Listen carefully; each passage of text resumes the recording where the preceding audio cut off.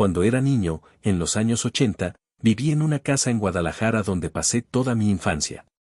Desde que tengo memoria, en ese lugar ocurrían cosas extrañas, cosas que no tenían explicación.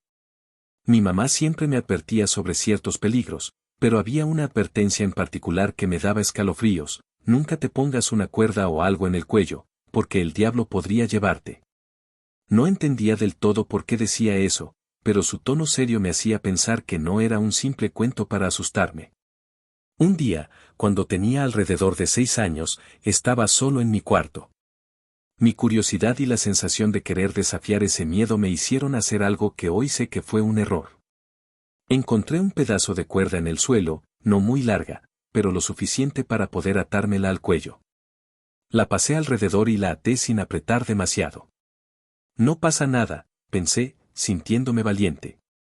Caminé un poco por la habitación con la cuerda aún en mi cuello, convencido de que solo era una superstición. Pero, de repente, sentí un fuerte tirón hacia atrás. Fue tan brusco que me hizo perder el equilibrio.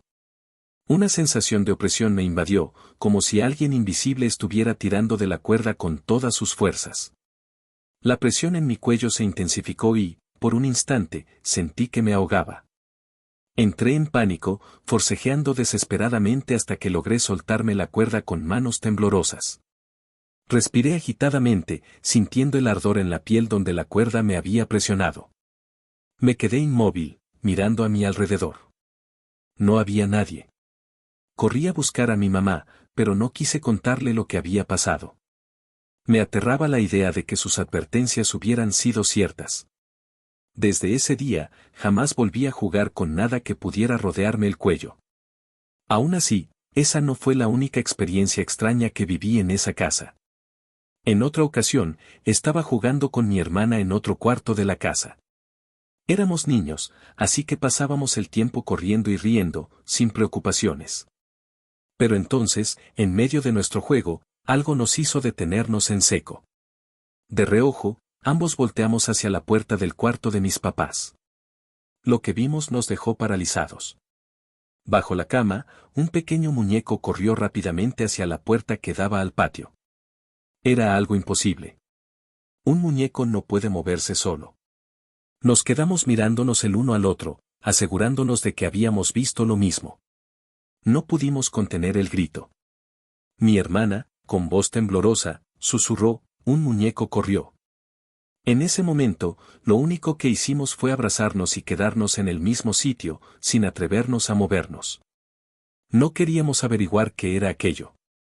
Mi mamá, al escuchar los gritos, llegó corriendo, pero para cuando revisó, no había nada. Con los años, he pensado mucho en lo que vimos ese día. En aquel entonces, estábamos convencidos de que era un muñeco, pero hoy creo que lo que vimos era algo más. Algo que habitaba en esa casa. Tal vez un duende. Tal vez algo peor.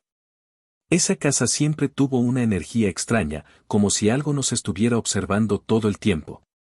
A veces, por las noches, se escuchaban ruidos en el techo, susurros en los pasillos, pasos donde no debía haber nadie.